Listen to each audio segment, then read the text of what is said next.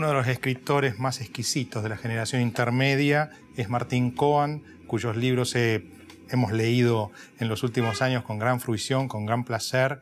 Ciencias Morales, su último libro, Cuentas Pendientes, un clásico que la otra vez nos recomendaba Beatriz Arlo, como Dos veces junio, y también ensayos, que es más lo que lee Juan José. Me parece que es uno de los escritores que combina a la perfección el cuidado, la prolijidad en el lenguaje y al mismo tiempo la potencia en el plot y sobre todo la potencia política, porque hay quizá otros escritores en donde el lenguaje es superlativo, pero quizá descuidan el otro factor. Bueno, hoy lo sumamos a Martín para charlar sobre los diferentes temas que surgen, temáticas que surgen de su narrativa, de su obra, y bueno, en el diálogo con Juan José enseguida vamos a desarrollar todo esto. Vamos a los auspicios y ya volvemos.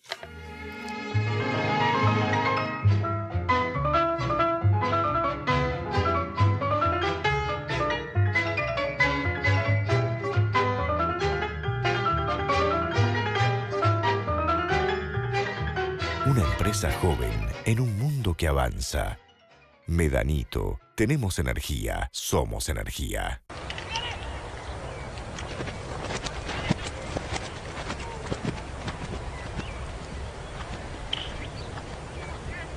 Créditos hipotecarios del Banco Ciudad. 20 años cuota fija y los últimos 3 años de regalo. Informate 0822 20400, www.bancociudad.com.ar o en cualquiera de nuestras sucursales. Banco Ciudad, te quiere ver crecer. El 10 de julio hay elecciones en la ciudad. Consulta el padrón electoral e informate en www.buenosaires.gov.ar/elecciones 2011. Además, encontrá más información en tu CGPC. Buenos Aires Ciudad. UCES. La excelencia, un compromiso. www.uces.edu.ar.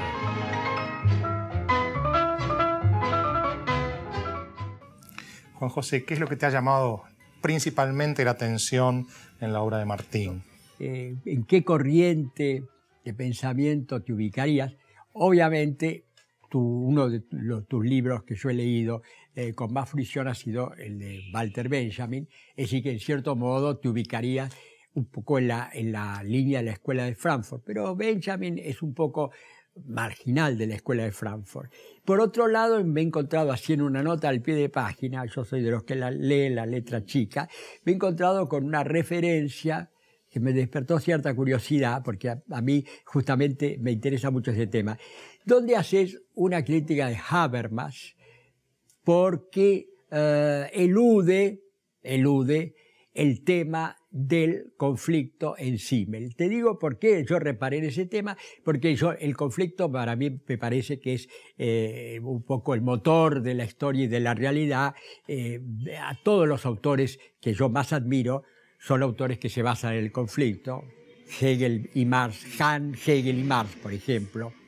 Y Habermas, bueno, es un autor que yo admiro bastante, incluso me interesan las críticas que comparto las críticas que Habermas hace a Adorno, por ejemplo, con respecto al iluminismo, pero no estoy un poco dubitativo respecto a su consensualismo, tal vez demasiado exagerado.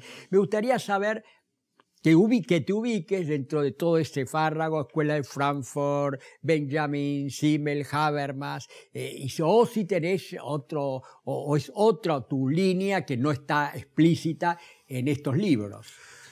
Mira, en mi formación está un poco lo que vos muy bien has percibido y bien has señalado. Yo enseño teoría literaria en la Universidad de Buenos Aires desde hace 20 años.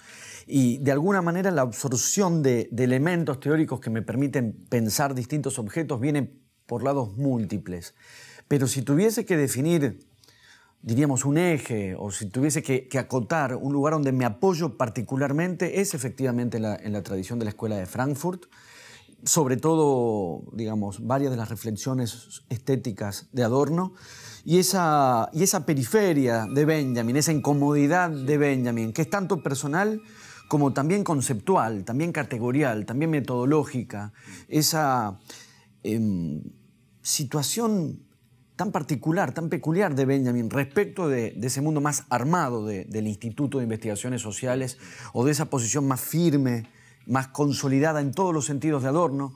La combinación entre uno y otro me ha resultado en mi formación particularmente productiva.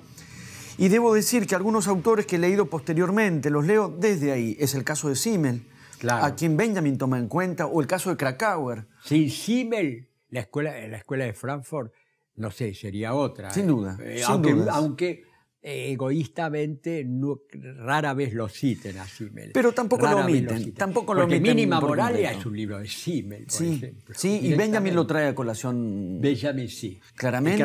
Krakauer es casi, se puede decir, que un alter ego de Benjamin. Sí, bueno, había amigos, son los dos amigos, tienen la misma temática. Es decir, la estetización de la política prácticamente la inventaron entre los dos. Me interesa en ellos también, y en este caso en Adorno en particular, que es una inflexión del pensamiento marxista que me interesa como tal, y a la vez me parece que permite neutralizar algunos tópicos fuertes en el marxismo, por lo pronto de los años 50 y 60, básicamente Sartre.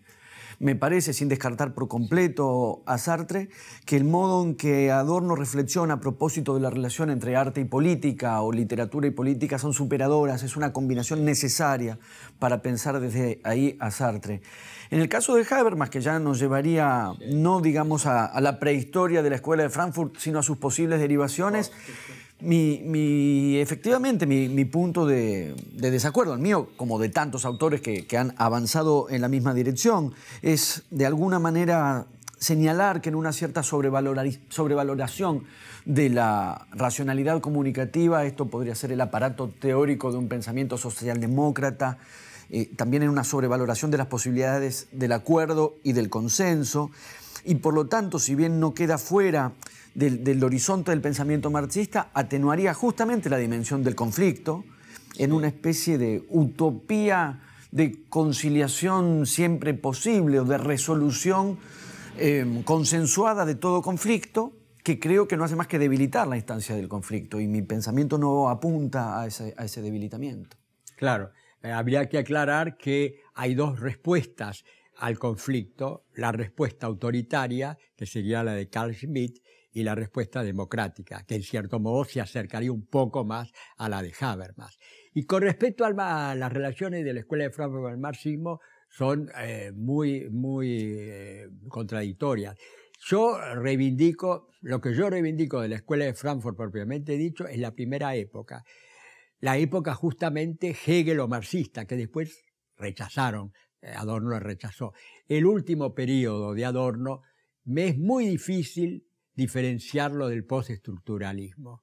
Teorías estéticas, dialéctica negativa, es muy difícil separarlo del postestructuralismo con el cual yo no concuerdo para nada. Es decir, que a mí para mí lo rescatable es esa fusión, que es lo que yo he intentado siempre a lo largo de toda mi obra, es la fusión entre sociología y filosofía, que después la Escuela de Frankfurt la desechó. Habermas la recupera porque la sociología la consideraron como demasiado integrada al sistema y se quedaron en una filosofía cada vez más abstracta, cada vez más metafísica.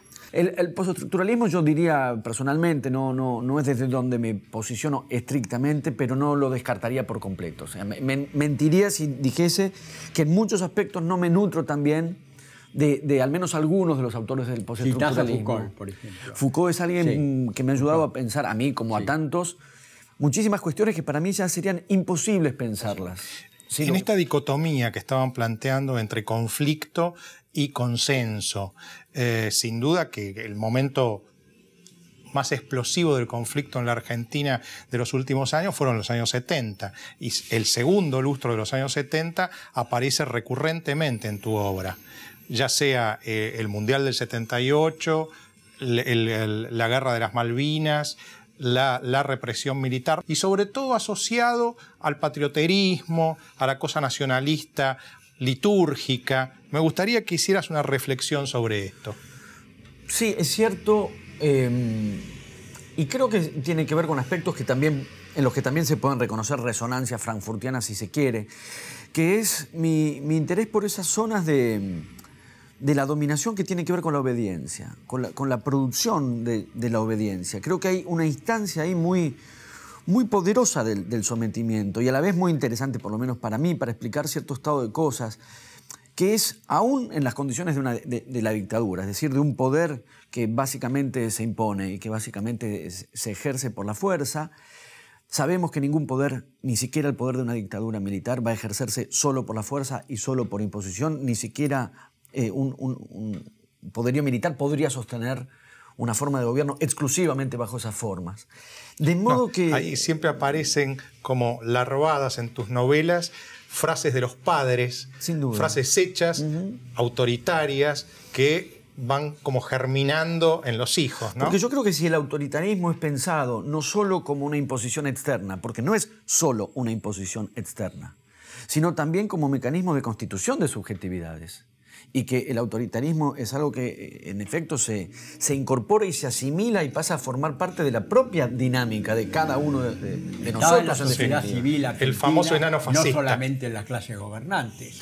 Es que sería muy difícil pensar que pudiese tener un dispositivo de dominación tal eficacia, claro, si fuese solo un aparato de contra Estado. individuos recalcitrantes a eso. No, en ese punto creo que hay formas muy concretas y si se quiere muy sutiles, y es donde yo creo que se abre un campo muy fértil para la literatura, de indagar cómo es que concretamente opera.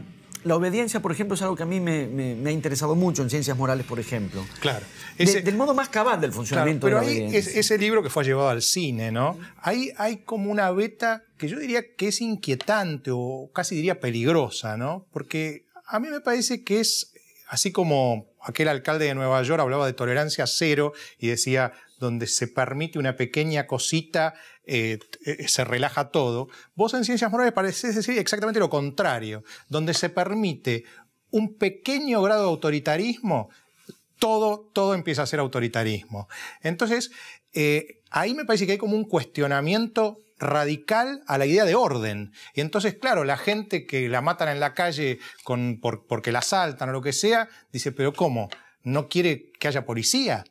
Esta sería un poco la polémica que se plantea a partir de Ciencias Morales. Debo decir que me resulta una dicotomía muy tajante, como si la única policía posible fuese la de Giuliani, que es a quien vos pensabas. Sí. Y si la única posibilidad, en todo caso, me parece que yo lo reformularía en estos términos, la única posibilidad de fundar un orden social es barrer los pobres, como hizo Giuliani en Nueva York, y mandarlos lo suficientemente lejos para que no molesten más, sacarlos de la vista y sacarlos del paisaje urbano. Pero no pudo sacar a los vendedores ambulantes, no los pudo sacar. Sí. Sacó los focos, digo, la idea de limpieza, que es una idea bastante aberrante, pero que aparece con bastante frecuencia en los términos del análisis de la situación de inseguridad. Yo no veo una idea tal, digamos, anárquica en la novela. De cualquier manera, considerar como única y absoluta causa la pobreza y la marginalidad de la violencia o del delito, me parece que es un reduccionismo, porque el mal existe en una sociedad perfecta. Sociedades de ángeles no va a haber, una sociedad de hombres virtuosos no van a existir. Eso es un error de Rousseau. Yo creo que aún en una sociedad muy igualitaria y muy homogénea, seguiría habiendo violadores, en menor medida, desde ya disminuiría mucho, seguiría habiendo violadores, seguiría habiendo asesinos, porque vemos en la lectura de las noticias policiales, de las que yo soy muy adepto, bueno, que hay crímenes terribles entre clase media. Bueno, ahí tenemos ejemplos así notorios de García Belsunce, Schockländer y demás, y otros muchísimos, permanentemente. La violencia familiar existe en las clases medias, que no se los puede explicar ni por la pobreza, ni por la marginalidad, ni por la falta de educación. Es decir, que yo creo que el mal existe y es siempre una opción porque el hombre es libre. Sin duda. La única posibilidad de una sociedad donde, aparte, no se puede ser libre en una sociedad donde haya ningún control, ningún orden. Lo sigo percibiendo honestamente como una dicotomía demasiado tajante en la que no me puedo reconocer en ninguno de sus términos. Digamos, plantear y la libertad, idea. yo lo enfoco desde el punto de vista de la libertad.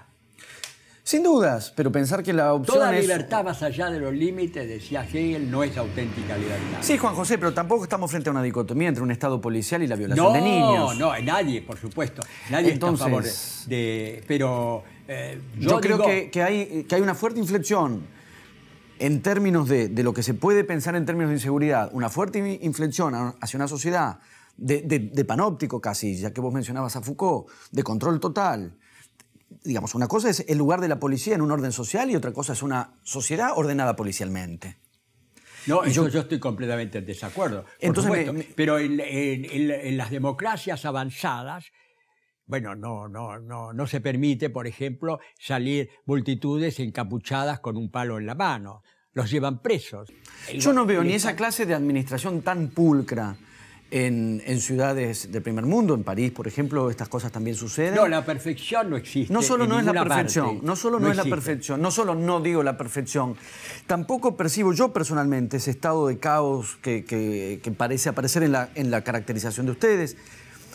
Hay que decir que en cierto tipo de manifestaciones los servicios de inteligencia identifican de un modo eventualmente irregular a ciertos individuos y aplican después sobre ellos un tipo de ensañamiento personal que es completamente ilegal, y eso está hecho desde el aparato de Estado, y es eso lo que ha conducido que algunos que participan en marchas en espacios públicos se cubran la cara. Pero, atendeme, es una reacción defensiva ante una acción irregular del Estado que ha derivado en esa situación. Pero la falta de represión ha motivado, por ejemplo, el asesinato de un militante de extrema izquierda, que sí, la policía hubiera reprimido a la patota, no hubiera ocurrido. Es decir, que se vuelve contra los propios que son críticos muy radicales del sistema y del orden, como son los trotskistas.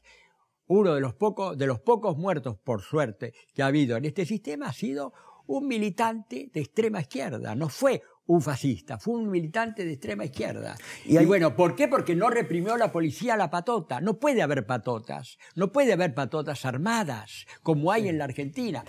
Juan José, estamos en un país donde ha muerto Mariano Ferreira, y el hecho efectivamente es gravísimo, y la implicación de las patotas sindical con sus correspondientes burócratas debe ser denunciado, y yo personalmente adhiero a esa posición. No hago más que recomendar, subrayar e insistir sobre la excepcionalidad del libro de Diego Rojas sobre esa cuestión.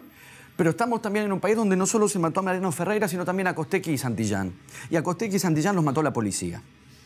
Entonces es imposible en la Argentina pensar en una instancia sin pensar en la otra. No, tiene que haber una policía democrática, pero ahora no hay ningún... Es decir, que no haya ninguna policía porque no supieron crear en 7 años de kirchnerismo, no han sabido crear una policía democrática, es un gobierno fallido. Confieso que no veo a la sociedad argentina como una sociedad sin policía. Honestamente, la percepción de que estamos en un estado de caos y no hay policía que intervenga no es la percepción que tengo. Sí, tengo la percepción de que estamos en una sociedad donde cierto tipo de mecanismos represivos, habitualmente salvajes y feroces, se han contenido, y yo lo celebro. Ya que comparábamos 2 etapas en el tema de la policía y de la represión, me gustaría comparar también 2 etapas en un tema que tanto Juan José como vos han abordado, que es el tema de la relación entre el fútbol y la política. Vos, de manera particular, en 2 veces junio, abordás el tema del Mundial del 78 como una cuña utilizada por el gobierno militar para tratar de ocultar o maquillar lo que fue la represión ilegal, la ESMA en particular, que estaba al lado del estadio de River, etc. Juan José también ha escrito la era del fútbol, ha escrito una cantidad de libros en donde señala que existe ahora el telefútbol, y existe una cantidad de negocios alrededor de todo esto, y que todo esto está vinculado a la política. Y así como en aquella época terrible, nefasta de los militares, existió el Mundial de Fútbol, ahora existe el fútbol para todos. Hay, salvando todas las distancias, una identidad filosófica entre esto. ¿Cómo lo ven ustedes? Yo veo una diferencia absoluta. Ahí tengo zonas de acuerdo con Juan José y zonas de grandes diferencias. La primera gran diferencia es que a mí el fútbol sí me gusta mucho. Sos hincha de Boca fanático. Sí. Pero sí creo que podemos compartir otra zona al respecto, que es mi recelo profundo por los mecanismos de patriotismo o de patrioterismo es que se fue activan. Así, siempre estuvo Sí. vinculado. El primer mundial de fútbol, ¿quién lo gana? Mussolini, en Italia. Y El de ahí segundo. viene el gran furor del fútbol italiano. Lo que pasa, de algún modo, Siempre fue así. Vuelvo sobre, de algún modo, el mecanismo del razonamiento en cuanto a lo que hablábamos antes. Sin dudas el fútbol tiene esos componentes. Lo que no implica necesariamente que el todo de ese fenómeno social quepa en esa caracterización. Sin dudas hay una utilización, como hay una utilización no ya del fútbol, sino en los Juegos Olímpicos del 36. También hay un empleo por parte de Hitler. Ahora, presuponer que por ende el deporte en general es fascista, bueno, no lo es. Yo jamás se me ocurriría escribir un libro en contra del voleibol, porque el fútbol es totalitario. Si mañana, no el voleibol, si mañana la filatelia se convirtiera en una pasión colectiva que enloquece a todo el mundo, yo escribiría contra la filatelia, que es la cosa. Yo insisto, yo creo que el fútbol, uno está subordinado al fútbol. Yo, por ejemplo, me gusta ir a leer a los que... Yo tengo que estar estudiando a ver cuándo va a haber un partido para no ir al café, porque sé que va a estar el fútbol es omnipresente. Eso es lo que yo llamo el carácter totalitario del fútbol en este momento en la Argentina. Yo me permito ahí volver a traer a colación a la escuela de Frankfurt. Si vos tenés que dar una conferencia, tenés que mirar antes que ese día no juegue Boca y River, porque no te va nadie. Si juegan Boca y River, no voy yo. Sí. Ahí debo decir, si juegan Boca y River, debo admitir que no voy yo. No voy. Así sea yo el que da la conferencia. Borges dio una conferencia sobre Sheffield el día del Mundial que jugaba no sé quién. Y fue él y tres locos. Pero lo hizo deliberadamente. Yo creo que hay algo, de todas maneras, que forma parte de los dispositivos generales de la cultura de masas. Para no pensar que es el fútbol. Se ha vuelto difícil leer en muchos bares porque la televisión está puesta a volumen. Pero la televisión está puesta siempre en el fútbol. Se puso por el fútbol. Yo voy mucho a los casos. No está en otros programas, no está en los noticiosos, está en el fútbol. A veces porque no hay nada, no hay ningún partido, pero hoy, bueno, eso se ha agravado con el fútbol para todos, claramente. ¿No? El fútbol para todos para mí es una cosa muy beneficiosa. De todos modos, ya mismo voy a pasarte mi lista de bares porque yo tengo el mismo dilema, con algo que me perjudica todavía más, que es que como a mí además me interesa, mi factor de distracción se multiplica. Voy a pasarte mi lista de bares donde no hay tele con fútbol para que puedas leer. Me vas a encontrar en esos bares. Clásica y moderna y pará de contar. Pero ahí se va a distraer porque te va a encontrar a vos. No, los lectores nos respetamos las distancias, nos saludamos y nos ponemos a trabajar. Pero si bien sin dudas está esta dimensión expansiva, que es propia de la cultura de masas y tiene ese grado de infiltración y perturbación que es propia de la cultura de masas, no estamos completamente tomados por el fútbol, como tampoco estamos completamente tomados por el delito ni por la inseguridad. Creo en ese punto que hay que matizar y la verdad es que son fenómenos que ocupan un lugar. Mayoritarios y que van creciendo día a día, eso es indudable. Ahora, apropiarse de un fenómeno de este tipo, el Estado, nacionalizar ese fenómeno, porque si es telefútbol, como dice Juan José, en realidad al apropiarse de las imágenes se apropian del fútbol. No permitir pasar publicidad privada, pasar solamente el nunca menos. Esto no roza, no se desliza hacia el autoritarismo, hacia el fascismo. Es una medida totalitaria. Mi percepción es que el fútbol estaba apropiado antes. Yo de hecho antes no lo podía ver. ¿Por la actividad privada? Porque lo pasaban por cable y lo codificaban. Y todas las actividades, como que me digas que la ópera está apropiada porque hay que pagar la entrada en el Colón. No es del mismo orden. No es del mismo orden. Porque el fútbol te gusta más el fútbol que la ópera. No solamente, no, porque cuando yo voy a la cancha sí pago mi entrada. Y no considero que hay una privatización del espectáculo porque tengo que pagar mi entrada para acceder a ese lugar. Pero que sobre la televisación... Y todo el mundo que paga para lo que quiere. Es como aquella famosa novela de Manuel Puig que obligaba a las mujeres a hacer un servicio de prostitución público porque decía que si no se discriminaba a los feos. Lo que vos me decís es que en realidad el fútbol, porque a vos te gusta, tiene que ser gratis para todos y otras actividades no. También las prostitutas tendrían que ser gratis. No, yo lo que estoy diciendo es... Porque yo no estoy diciendo que el fútbol tenga que ser gratis. Se cobran entradas a los estadios y es razonable que así sea. Ahora bien, en la televisación de ese espectáculo, para el que se paga entrada para asistir, había 1 o 2 filtros para poder acceder a esa televisación, que era primero que solo fuera por cable y segundo el modo progresivo y cada vez más insistente con que las productoras de estas transmisiones codificaban los diferentes partidos, entonces era pagar el cable, eso era verdaderamente ser público cautivo. Era primero pagar el cable y luego estar entregado a un régimen de codificación de partidos donde de pronto te aparecían sumas complementarias si querías ver lo que se llama pay-per-view, lo que había que pagar para poder ver cada uno de los partidos y verdaderamente, primero era un negocio fenomenal. Y no en el sentido de que el fútbol es un negocio fenomenal legítimamente en el cobro de entradas. Era verdaderamente un tipo de restricción. Casi te diría que prefiero que me cobren la venta de jugadores. Ahora, por ejemplo, vos escuchás... No, me refiero a la posibilidad de acceder al espectáculo. Vos fíjate que lo que estaba ocurriendo con las transmisiones... Un famoso dirigente de fútbol dijo una frase absolutamente verdadera. El fútbol se juega en la oficina, la cancha es para la gilada. Eso es el fútbol actual. Bueno, allí voy yo. Yo ya sé que pertenezco a la gilada porque yo no he vendido ni comprado nunca a un jugador. Y con mi sueldo docente no creo que pueda hacerlo nunca. Pero creo que el punto al que se había llegado en cuanto a las posibilidades de ver razonablemente un espectáculo por televisión, que ya no era solamente el cable y pagar un servicio de cable, era un tipo de restricción casi extorsiva con respecto a las codificaciones. El costo ahora, en lugar de ser en dinero, es que el relator te diga, vamos Racing, que el flaco te apoya desde el cielo. ¿A vos te parece? Eso es obsceno. Sí. Mira, noté el otro día que, a diferencia de lo que pasaba antes, que es que el relato radial iba desacompasado con la imagen, otra vez la radio y la imagen coinciden por completo. Baja el volumen y poné la radio. ¿Vos querés decir que la gente no es tonta? No sé, hay gente tonta y gente que no. Quiero decir que tenés la posibilidad de elegir lo que quieras escuchar. Bueno, creo que ha sido muy rico el programa. Muchísimas gracias, Martín. Muchas gracias. Hasta el domingo que viene.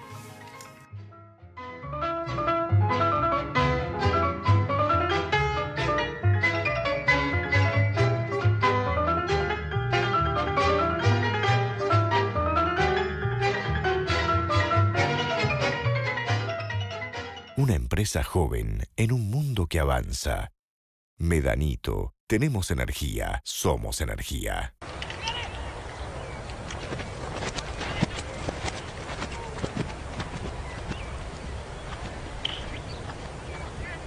Créditos hipotecarios del Banco Ciudad. 20 años cuota fija y los últimos 3 años de regalo. Informate 0822 20400, www.bancociudad.com.ar o en cualquiera de nuestras sucursales. Banco Ciudad, te quiere ver crecer. El 10 de julio hay elecciones en la ciudad. Consulta el padrón electoral e informate en www.buenosaires.gov.ar/elecciones 2011. Además, encontrá más información en tu CGPC. Buenos Aires Ciudad. UCES, la excelencia, un compromiso.